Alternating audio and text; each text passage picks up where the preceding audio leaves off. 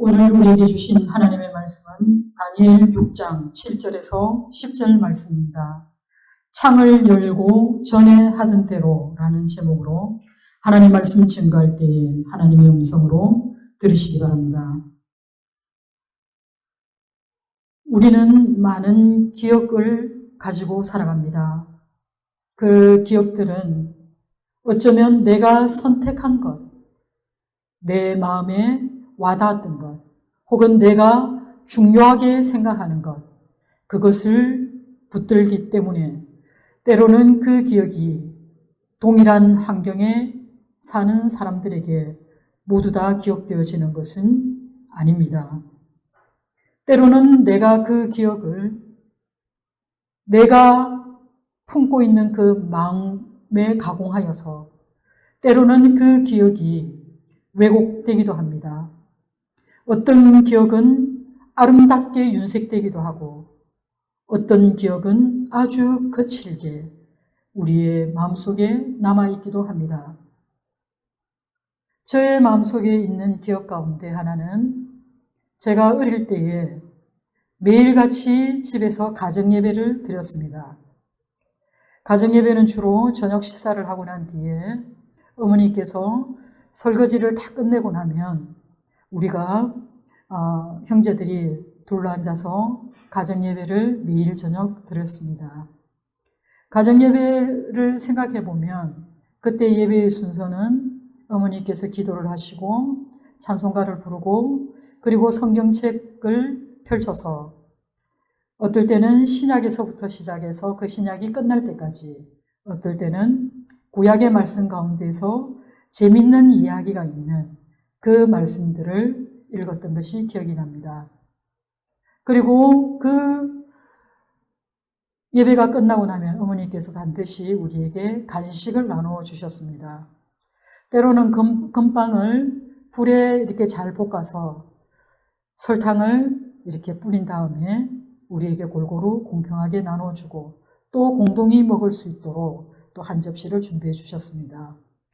겨울에는 고구마나 무 같은 거 그리고 따뜻한 우유를 먹으면서 때로는 카스테라를 쪄주셔서 그것을 먹으며 우리가 즐거운 저녁 시간을 보냈던 것이 기억이 납니다. 어쩌면 제 기억 속에 있는 이 기억은 어머니께서 어릴 때 우리를 설화에 두시고 말씀을 전해주셨던 그 말씀들이 지금도 생생하게 기억되어지고 그것이 내 영혼에 풍성한 자산으로 남아있다는 것을 세월이 많이 지나고 난 뒤에 깨닫게 되었습니다. 오늘 우리가 살펴볼 본문의 말씀은 우리가 너무나 잘 알고 있는 다니엘에 대한 이야기입니다. 이 다니엘서는요, 구약의 계시록이라고 일컬어지는 그런 말씀인데 이것은 BC 605년에서 BC 530년 그 중반까지를 배경으로 기록되어져 있습니다. 남유다를 정복한 바벨론은요, 세 차례에 걸쳐서 유다 백성들을 바벨론 제국으로 포로로 끌고 갔습니다. 첫 번째 포로기는요, 기원전 605년경 애굽의 바로 느고에게 막대한 조공을 바쳐왔던 유다의 여호야김 왕이 바벨론의 왕 느부갓네살에게 항복을 한 그때입니다. 다니엘 1장 1절에서 2절을 보면 이 시기에 다니엘이 포로로 끌려갔다는 것을 알 수 있는데요. 이때 다니엘의 나이가 15살에 지나지 않는 그런 어린 소년이었다는 것입니다. 다니엘은 BC 620년경에 유대 땅에서 태어났습니다. 그리고 BC 530년경 근 90살 될 때까지 그는 바벨론 땅에서 죽을 때까지 살았습니다. 그에게는 4명의 통치자가 있었고 그리고 60여 년간 그는 바벨론의 왕에게 좋은 자로서 그리고 셋째 지리자 또 메데바사의 총리로 일했습니다.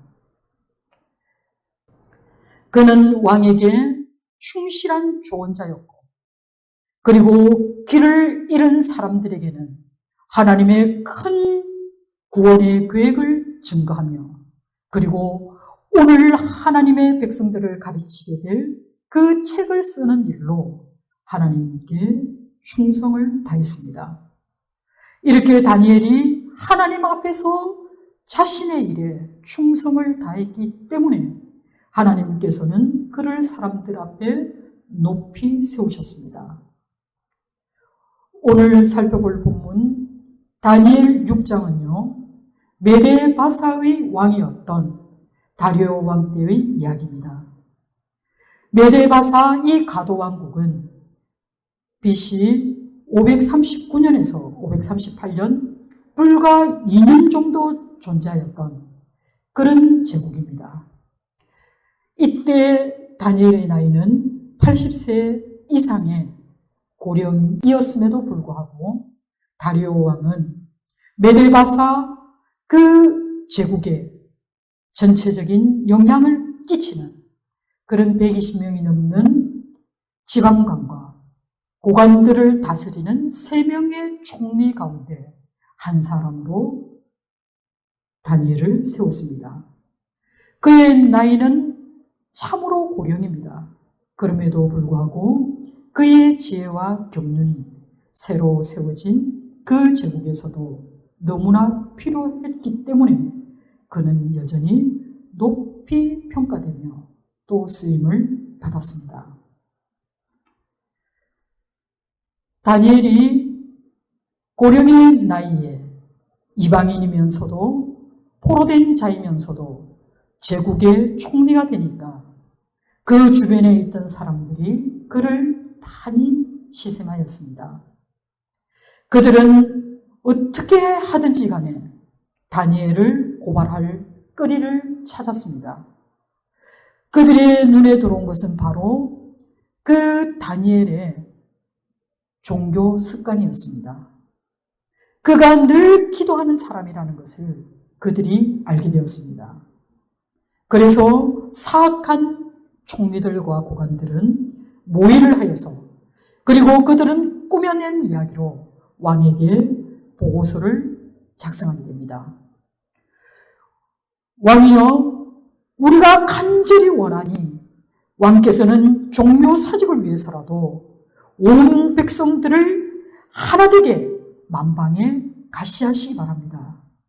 그리고 이제부터 30일 동안은 그 누구도 왕 외에는 어떤 신에게도 절하지 말게 하시고 또 사람에게도 무엇이든지 구하지 않도록 하라고 구합니다. 그것을 어길 때에는 그가 누구든지 간에 사자의 굴에 던져 넣을 것을 강구합니다. 그들은 이처럼 30일이지만 황제 숭배법을 제정하여 금령을 세워 의인을 찍어달라고 왕에게 간절히 강력하게 요청하게 됩니다.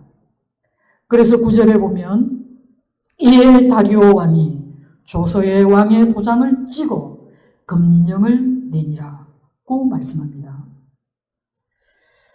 고대 근동 지역에서요, 왕은 신의 대리자로 인식하였습니다. 혹은 왕은 신의 아들인 신들의 화신으로 여겨져서 굉장히 존귀한 자로 받아들였습니다. 그렇기 때문에 왕은 완전하고, 그리고 왕이 하는 모든 법령은 완전 무결하다라고 그들은 생각하였습니다. 그렇기 때문에 왕의 조서에 의인이 찍힌 것, 그것은 그 자체만으로도 결코 그 누구도 고칠 수 없는 그런 법률로서 절대적인 구속력을 갖게 되었다는 겁니다. 메데바사에도 마찬가지로 적용되었습니다. 이와 같은 관습은 예루살렘 귀환을 허락하였던 보레스의 조서가 BC 536년부터서 무려 성전 재건이 16년 동안 멈추게 됩니다. 그러나 보레스의 조서가 그 효력이 유효하였기 때문에 BC 520년에 다시 성전이 재건되었고 결국 그 사업이 완성되었다는 것을 우리는 에스라 4장 1절에서 6장 18절까지 기록된 말씀을 통해 알 수 있습니다. 이제 메데 바사의 법, 즉 30일 동안 황제 숭배를 권하는 이 법이 공포되었기 때문에 어느 누구도 그리고 어떤 일이 있어도 결코 고칠 수 없는 법령으로 선포되었습니다. 이들의 행동은 다니엘을 죽이는데 결정적인 것이었습니다. 그들은 다니엘을 죽일 기회를 엿보았습니다. 다니엘이 무릎을 꿇는 순간 그는 죽습니다. 그가 늘 하던 대로 그가 기도를 한다면 또한 죽습니다. 물론 그 기간은 30일간입니다. 다니엘은 왕의 도장이 찍힌 그 조세의 내용을 분명히 알고 있습니다. 그러나 다니엘은 참으로 위험한 선택을 합니다. 호시탐탐 자신의 목숨을 노리는 그 사람들 앞에서 그들의 음모에 전혀 개의치 않고 다니엘은 두려움에 꽁꽁 문을 잠그고 몰래 숨어서가 아니라 오히려 그는 윗방에 올라가 예루살렘을 향한 창문을 열게 됩니다. 비록 자신이 다양한 신들을 숭배하는 이 바벨론 사회에 살고 있지만 다니엘은 하나님의 주권에 대한 믿음과 신뢰를 한 번도 저버린 적이 없습니다. 다니엘은 다른 유대민들이 떠난 뒤에도 그는 바벨론 땅에 계속 거주하면서 예루살렘을 향한 그리움과 그리고 예루살렘을 향한 그 창을 열고 하나님께 기도하고 하나님께 감사하였습니다. 여러분, 다니엘의 이 모습은 누군가를 의식한 모습이 아닙니다. 그는 늘 하던 대로 하나님 앞에 있을 뿐입니다. 그는 세상의 이목을 두려워하는 것이 아니라 하나님 앞에 서기를 간절히 원하는 그런 하나님의 사람이었습니다. 그는 하루 3번 하나님 앞에 무릎을 꿇고 기도하면서 하나님께 감사하였습니다. 그가 지금 이 법령을 어기면 죽을지라도 그가 사자굴에 던져지는 그런 엄청난 벌을 받는다 할지라도 일체의 흔들림 없는 이 경건한 다니엘의 믿음은 도대체 어디에서 왔을까요? 그것은 바로 다니엘이 하나님을 어떻게 인식했느냐에 달려 있습니다. 그것은 바로 그가 자신의 이름을 얼마나 소중히 여겼느냐에서 잘 드러나고 있습니다. 다니엘서 1장 7절에 보면 바벨론의 환관장인 아스부나스가 제일 먼저 다니엘의 이름을 바꾸어 놓습니다. 여러분, 다니엘의 이름의 뜻이 뭔지 아십니까? 다니엘이라는 이름은 하나님은 심판주이시다 라는 뜻입니다. 또 하나님이 심판하신다 라는 이름입니다.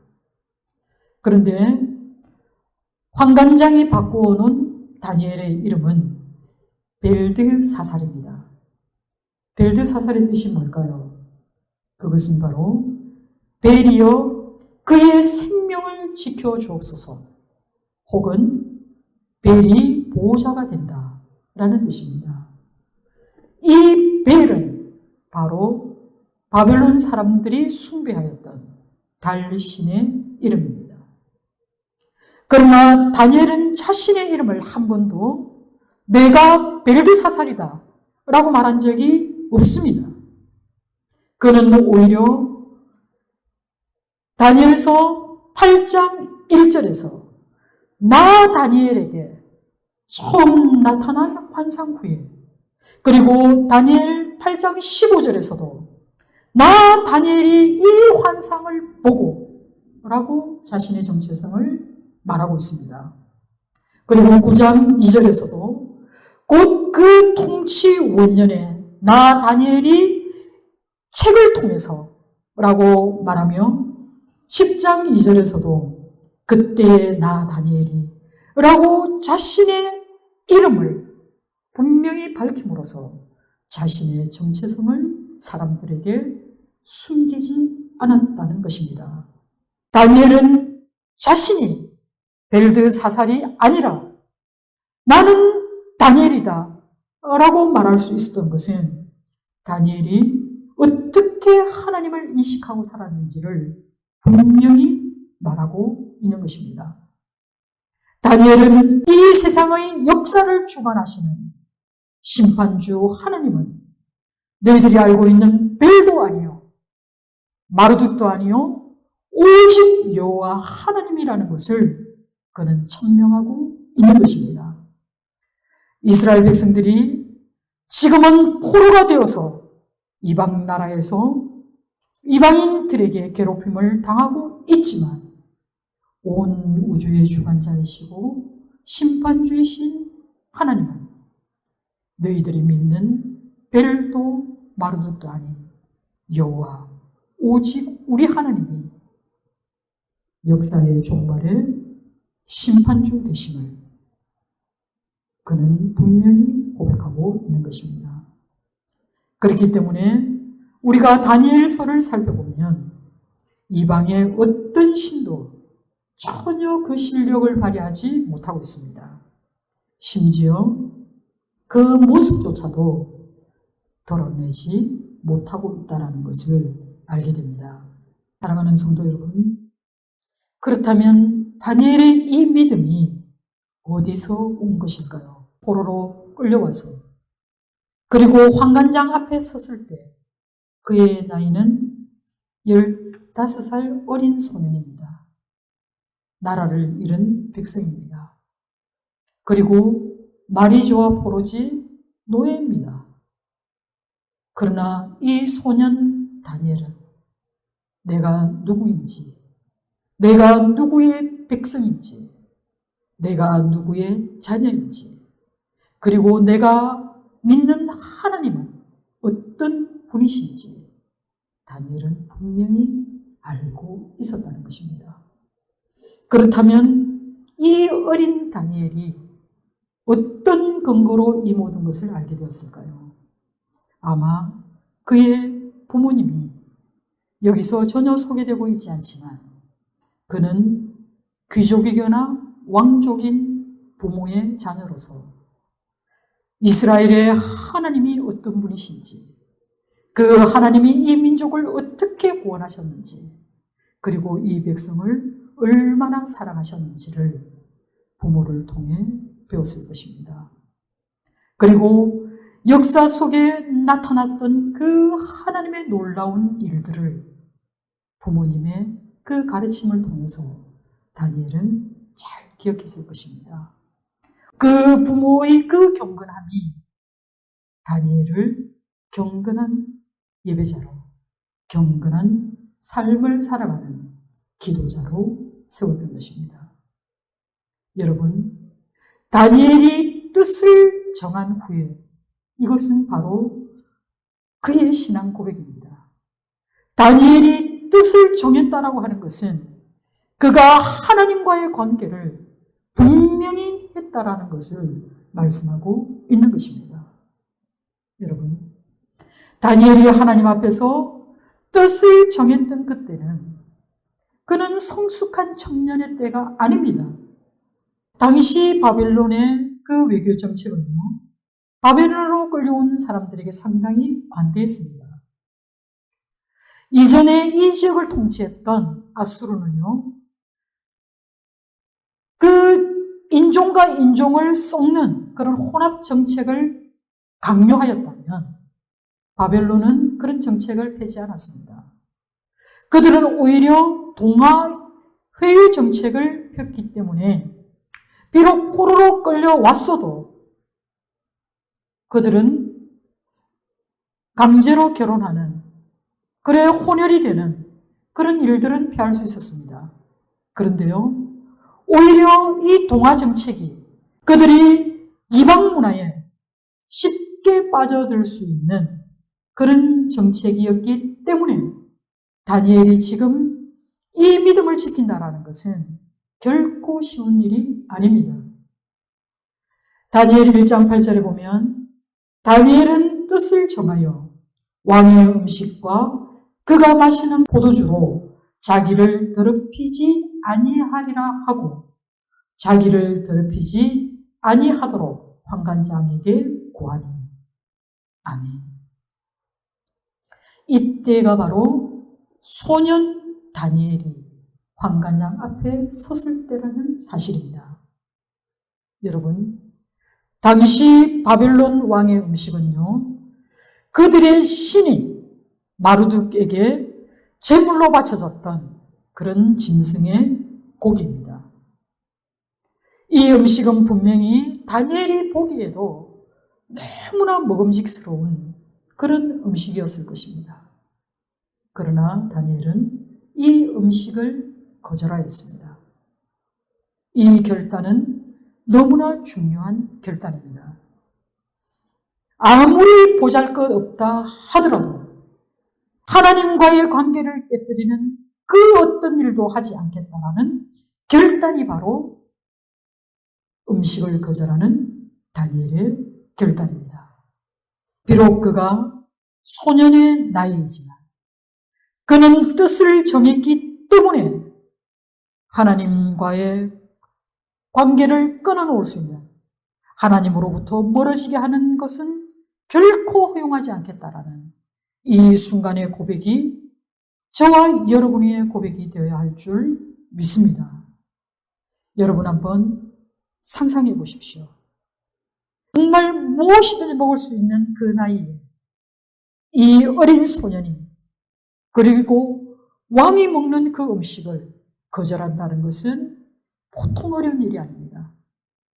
가만히 생각해 보면요, 먹을 것에 대한 유혹은 결코 우리를 가볍게 하지 못합니다. 인류의 타락을 가져온 그 범죄 역시 사실은 먹을거리 때문입니다.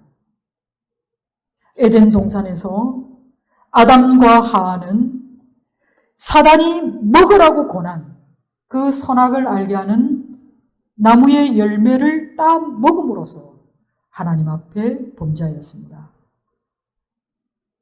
사단은 얼마나 대담한지 우리 예수님께서 세례를 받으시고 광야에서 40일 밤낮으로 기도하실 때 금식하셔서 줄이고 계시다는 것을 알고 있었습니다. 그때 마귀의 첫 번째 유혹은 먹는 것에 가는 것입니다. 돌들로 떡덩이를 만들어 먹으라는 것입니다. 이처럼 먹고 사는 문제는 누구에게나 중요합니다. 그러나 그보다 더 먼저 우리는 하나님의 말씀을 기억해야 합니다. 그리고 그 말씀에 순종할 때 모든 유혹을 이길 수 있습니다. 모든 유혹을 이기게 하는 그 힘은 우리가 하나님 앞에 분명하게 잇대어져 있을 때라고 성경은 우리에게 가르쳐주고 있습니다. 뜻을 정한다는 것, 이 또한 결코 쉬운 일이 아닙니다. 우리가 한번 결심했다고 해서 그 뜻이 끝까지 유지되는 것도 아닙니다. 그리고 내가 목표를 정하고 그리고 그 길을 향해 끊임없이 달려나가겠다고 결단한다 하더라도 우리가 그것을 끝까지 밀고 나가는 것은 참으로 어렵습니다. 뜻을 정한다는 것이 어려운 그 이유는 바로 우리 마음에 있는 그것. 우리가 참아내려 놓지 못하는 그런 세상적인 욕망이 우리에게 자리 잡고 있기 때문에 우리가 세상의 뜻을 두지 않고 하나님께 뜻을 두고 살아간다는 것은 그만큼 어렵습니다. 여러분, 뜻을 정한다는 것은 손에 쥐고 있는 그 무언가를 내려놓아야 하는 것입니다. 뜻을 정함으로 많은 세상적인 유혹을 버려야 하기 때문입니다. 내가 뜻을 정했기 때문에 이제 자신의 정체성을 세상 속에 드러내야 하기 때문에 어렵습니다. 여러분은 크리스찬이기 때문에 때로는 불편을 겪지 않습니까? 나는 전혀 불편을 겪지 않는다면 그분은 이미 성인의 대열에 섰거나 아니면 하나님의 뜻대로 살아가지 않는 사람일 가능성이 높습니다. 크리스찬으로 살아간다는 것은 자신의 유익을 쫓는 사람이 아니라는 뜻입니다. 타자의 유익을 위해서 나의 유익을 버리는 사람이 크리스찬입니다. 그리고 내가 조금은 손해볼지라도 내가 불의와 불공정한 일을 처리하지 않는 것이 바로 크리스찬이 하는 일입니다. 크리스찬은 자기 이름을 위해 사는 것이 아니라 하나님의 이름과 영광을 위해 살아가는 사람들이기 때문에 먼저 섬기고 먼저 대접하는 일을 주저하지 않습니다. 크리스찬은 양보하는 것, 그리고 또 수고를 아끼지 않는 것. 그렇기 때문에 크리스찬이 가져야 하는 이 거룩한 부담은 결코 쉬운 것이 아닙니다. 무엇보다도 많은 사람들 앞에서 내가 주를 믿는 크리스찬입니다 라는 것을 드러내기 위해 세상과 동화되지 않고 그리고 또 세상과 구별되는 삶을 사는 것 또한 우리에게는 너무나 거룩한 부담입니다. 다니엘이 뜻을 정하고 하나님께 기도하며 그리고 그가 살아계신 하나님께 감사하였던 그 신앙의 근간에는 그는 우리에게 보이는 이 현실이 그 실체의 다가 아니라는 것을 분명히 인식했기 때문입니다. 그래서 다니엘서는 실제로 바벨론으로 끌려갔던 이스라엘 백성들에게 그들이 당시 암울하고 어두웠던 그 포로 생활 동안의 그 고통과 그리고 그 좌절과 괴로움, 절망과 슬픔으로 가득했던 그들의 삶 속에 이 책은 한 줄기 빛나는 하나님의 빛, 그리고 우리를 위로하시는 하나님의 음성으로 다가왔다는 사실입니다. 사랑하는 성도 여러분, 우리는 무엇보다도 우리의 마음을 지켜야 합니다. 마음과 생각이 둘로 나뉘게 되면 그 인생은 반드시 실패하기 마련입니다. 승리를 위한 첫 번째 자원은 바로 우리가 하나님 앞에 온전히 헌신된 마음을 드리는 것입니다. 다니엘은 자신을 더럽히지 않기 위해서 그 어린 나이에 뜻을 정했습니다. 잠언 4장 23절에 모든 지킬 만한 것 중에 더욱 내 마음을 지키라. 생명의 권능이 이에서 남이라는 이 말씀을 다니엘은 붙들었던 것입니다. 이 구절에 대해서 영어 성경 NLT에서는 무엇보다 마음을 지키라. 왜냐하면 마음이 내가 하는 모든 일에 영향을 미치기 때문이라고 번역하고 있습니다. 여러분, 마음을 지키는 것, 우리의 생각을 반듯하게 갖는 것, 이것은 너무나 중요합니다. 생각은 말이 되어 나옵니다. 말은 행동하게 합니다. 행동은 우리의 습관을 만들어갑니다. 그 습관이 그 사람의 사람됨을 이야기합니다. 곧 그 사람의 가치관이 되어서 그 사람의 운명을 끌고 갑니다. 우리의 삶의 목적에 이르기까지 우리의 생각이, 우리의 마음이 우리를 견인하고 가고 있다는 것입니다. 그렇다면 여러분은 여러분의 마음속에 무엇을 기둥으로 삼으시겠습니까? 그것은 온전하신 하나님의 말씀입니다. 그리고 하나님이 우리에게 하신 그 약속의 말씀을 우리의 마음 중심의 기둥으로 세워야 할 것입니다. 다윗은 말합니다. 주께서는 중심이 진실하심을 원하시오니 내게 지혜를 은밀히 가르치시리이다. 하나님이여 내 속에 정한 마음을 창조하시고 내 안에 정직한 영을 새롭게 하소서. 라고 다윗은 그가 범죄한 후에 하나님 앞에 구했던 그 간절한 기도가 바로 시편 51편의 이 기도입니다.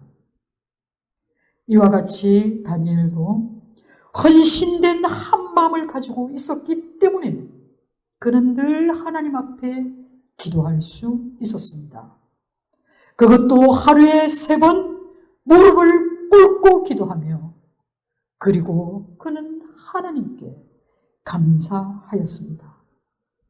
왕 외에 다른 어떤 신에게도 어떤 사람에게도 무엇을 구하는 것은 중대한 범죄가 되어서 사자굴에 던져지리라는 조서가 선포되었음에도 불구하고 다니엘은 평화롭게 늘 하던 대로 기도하고 감사했습니다. 이런 다니엘을 하나님께서는 기뻐하시고 그리고 다니엘이 드렸던 다니엘 9장에 기록된 그의 기도는 에스라 9장과 느헤미야 9장의 기도와 함께 겸손한 기도의 본이 되었습니다. 그리고 하나님은 다니엘의 중보 기도를 노아와 욥의 기도와 같이 아주 높이 평가하셨습니다. 우리 역시 에베소서 6장 18절에 말씀하신 것처럼 모든 기도와 간구를 하되 항상 성령 안에서 기도하고 이를 위하여 깨어 구하기를 항상 힘써야 할 것입니다. 사랑하는 성도 여러분, 우리는 오늘 다니엘의 삶 가운데 나타난 그의 기도의 삶을 살펴보았습니다. 다니엘은 그 삶의 가장 우선순위를 기도에 두었습니다. 사랑하는 성도 여러분, 우리의 삶은 하나님께 달려 있습니다. 우리의 죽고 사는 문제, 내가 풀무불에 던져지든 내가 사자굴에 던져지든 나의 생사화복은 우리 하나님께서 주관하십니다. 그러나 이 하나님은 선하신 하나님이시기 때문에 우리의 모든 삶 가운데 나타나는 고난이 있을지라도 우리는 그 고난 가운데 하나님의 선한 뜻을 분별할 수 있어야 합니다. 다니엘이 그 노예와도 같은 그 바벨론 땅에서 그가 비록 고관 대작들이 부러워하는 총리 중에 한 사람으로 쓰임을 받았지만 끊임없는 시기 가운데 모함 가운데 사자굴에 던져졌을지라도 그는 하나님의 선한 계획을 믿었기 때문에 동요하지 않았습니다. 우리의 삶 속에 일어나는 크고 작은 일들에 우리는 당황할 때가 많이 있습니다. 어떨 때는 어째서 이 불행이 내게 이르렀습니까? 라며 하나님을 원망할 때도 있습니다. 그러나 하나님은 선하십니다. 하나님은 우리의 모든 것에 선한 뜻을 두셨고 하나님의 선한 의지로 이 세상은 운행되어 가고 있다는 것을 믿으시기 바랍니다. 그래서 우리가 한결같이 할 수 있는 것은 하나님을 향해 창을 열고 그리고 우리가 정한 그때에 무릎을 세워 거룩한 손을 들고 하나님 앞에 기도하는 것입니다. 그리고 그 기도의 끝은 감사와 찬미입니다. 내가 어떤 때를 얻지 못했던 우리는 하나님께 기도하고 또 하나님께 감사할 수 있는 그런 하나님의 자녀가 되어야 할 것입니다. 성경에 나오는 모든 하나님의 사람들은 한결같이 기도하는 사람들이었음을 기억하시기 바랍니다. 아브람도 모세도 다윗도 느헤미야도 이루 말할 수 없는 많은 하나님의 사람들이 기도의 사람들입니다. 그 중에 가장 대표적인 분이 바로 우리 주 예수 그리스도입니다.